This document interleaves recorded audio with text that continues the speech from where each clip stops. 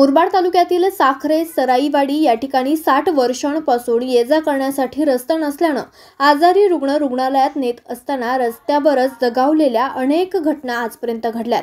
त्याच घटनांची पुनरावृत्ती आज पुन्हा एकदा झाली आहे। येथील नवसुधाकू सराई हे आजारी झाले असताना पहाटे 5 वाजण्याच्या दरम्यान रुग्णालयात नेत असताना रस्ता नसल्यानं रानवाटेनं जात असताना त्यांचा त्याच वाटेत मृत्यू झालाय। विशेष म्हणजे या गावाला रस्ता नसल्याअभावी वाहन जात नसल्यानं आजारी रुग्णांना आजकालच्या कम्प्युटर युगात डोळी करून रुग्णालयात नेलं जातं, म्हणजेच अश्मयुगात आल्यासारखंच वाटत असल्याचं येथील तरुणांनी म्हटलंय।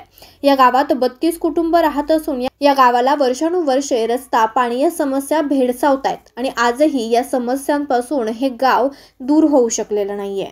तर वर्ष झाले आम्हाला रस्ताच नाही आहे आणि या रस्त्यामुळे आमचे 2 व्यक्ती आधीच दगावलेले। म्हणजे आमच्या आजी पार्वतीबाई माधू सराई आणि त्याच्यानंतर धर्म पांगो सराई, ते पण रस्त्यामुळे दगावले।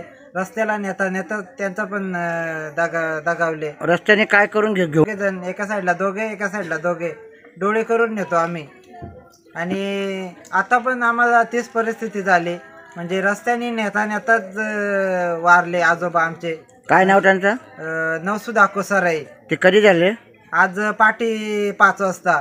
ते कुठे घेऊन चाललो होते? मुरबाडला घेऊन चाललेलो। मग रस्त्यामध्ये आता झालं काय? रस्त्या न्यूज रिपोर्टर बाळा भांगे, आज 24 तास, मुरबाड।